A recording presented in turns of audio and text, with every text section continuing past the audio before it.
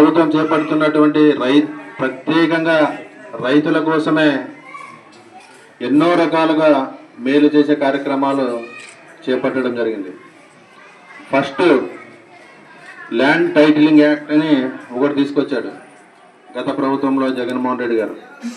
ఆ land title act అంటే మన పత్రాలు కూడా మన పొలం పత్రాలు కూడా మన దగ్గర లేనటువంటి పరిస్థితి. అంటే రిజిస్ట్రేషన్ ఆఫీస్లోనే మీ యొక్క భూ పత్రాలన్నీ కూడా అక్కడే ఉంటాయి, మీరు వెళ్ళి అక్కడ చూసుకోవచ్చు అని చెప్పిన పాపం ఆ రోజు. అది మన ముఖ్యమంత్రి గారు తెలుగుదేశం కూటమి ప్రభుత్వం వచ్చిన తర్వాత ఇమ్మీడియట్గా మొట్టమొదటి సంతకం కూడా చేసి రైతులకు విముక్తి కలిగించిన ఘనత కూడా మన కూటమి ప్రభుత్వం, మన ముఖ్యమంత్రి చంద్రబాబు నాయుడు గారు అని చెప్పి తెలియజేసుకుంటున్నాం. అదేవిధంగా రైతులకు ఏదైతే మాట ఇచ్చాడో అదే మాట ప్రకారంగా ప్రతి సంవత్సరం 20,000 రూపాయలు కూడా మీకు ఇస్తానని చెప్పాడు. ఇన్ని కష్టాలు ఉన్నప్పటికీ రైతులకు ఏదైతే మాట ఇచ్చాడో ఆ మాట ప్రకారంగానే 2 సార్లు అకౌంట్లో కూడా వేయడం జరిగింది. అదేవిధంగా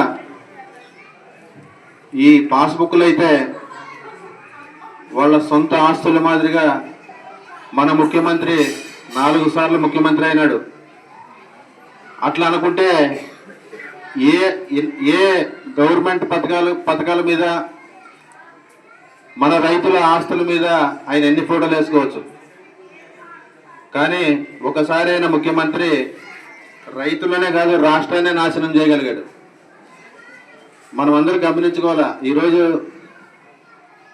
నిజంగా చెప్పాలంటే రైతుల విముక్తి ఆంధ్రప్రదేశ్ అని చెప్పుకోవచ్చు. మన ఆంధ్రప్రదేశ్ రైతుల మీద ఎన్నో పథకాలు తీసుకొని వచ్చి ఎన్నో కార్యక్రమాలు కూడా చేపట్టడం జరిగింది. అదేవిధంగా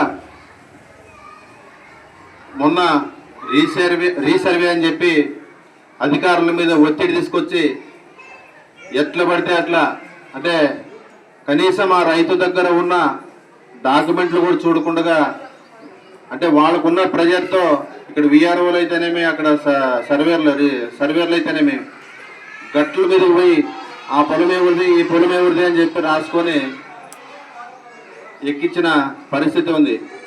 కానీ అంటే వాళ్ళ తప్పు కూడా నేను అనట్లేదు. ఆ ప్రభుత్వం వాళ్ళ మీద ఒత్తిడి పెట్టడం,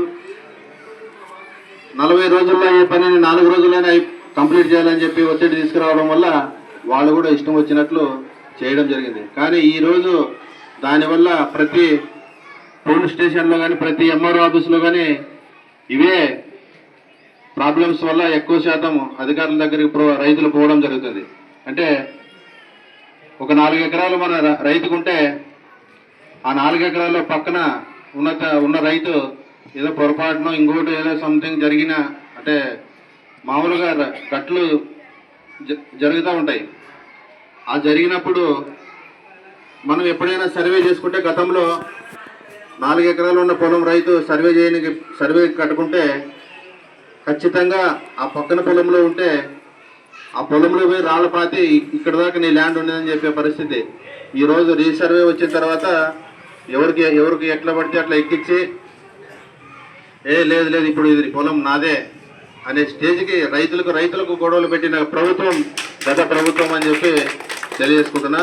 కాబట్టి మనమందరూ కూడా ఈ పల్లిపాడు వేదికగా నియోజకవర్గంలో కానీ ఉన్న రైతులందరికీ ముఖ్యంగా తెలియజేసేది ఏంటంటే, మనమందరం ఒక రైతులం.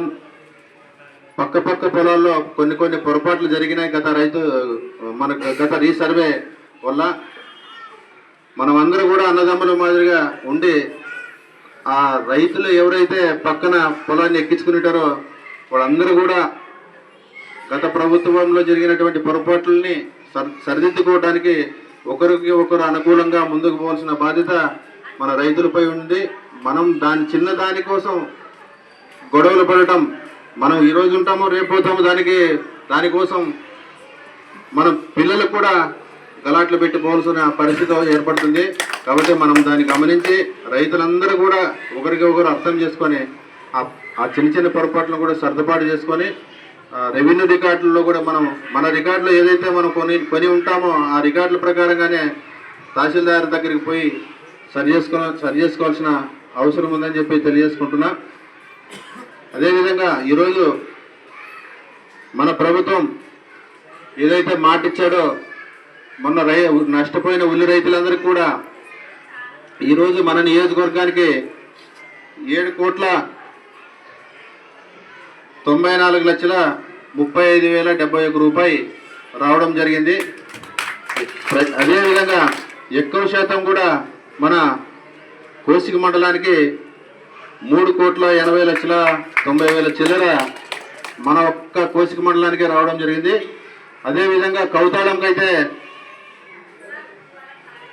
12,63,00,000 3,38,00,000 మన కోసిక మండలానికి 1,23,00,000 కౌతాళి మండలానికి మంత్రాలయంకేమో 47 లక్షలు రావడం జరిగింది. పెద్ద కడుపూరుకేమో 1,57,00,000 రూపాయలు కూడా రావడం జరిగిందని చెప్పి తెలియజేసుకుంటున్నా. అంటే రైతులను గుర్తించిన ప్రభుత్వం మన ముఖ్యమంత్రి చంద్రబాబు నాయుడు గారు అని చెప్పి తెలియజేసుకుంటున్నా. ఈరోజు పరిస్థితిని గమనించి రైతులందరూ కూడా నష్టపోతున్నారని చెప్పి రైతులకు ఏదైతే మాట ఇచ్చాడో ఆ మాట ప్రకారంగానే రేపు కోడుమూరులో ఈ పథకం లాంచ్ అవుతుంది. అందరి అకౌంట్లో కూడా రేపు రైతులకు ఏదైతే ఉన్నారో రైతులందరి అకౌంట్లో కూడా డబ్బులు జమ చేయబోతున్నారని చెప్పి తెలియజేసుకుంటున్నా. కాబట్టి ప్రతి ఒక్కరు కూడా గమనించి మన ప్రభుత్వానికి రైతుల ఆశీస్సులు ఎప్పుడు ఉండాలని మనసారా కోరుకుంటూ ఈ అవకాశం ఇచ్చిన ప్రతి ఒక్కరికి నా ధన్యవాదాలు తెలియజేసుకుంటూ సెలవు తీసుకుంటున్నాను.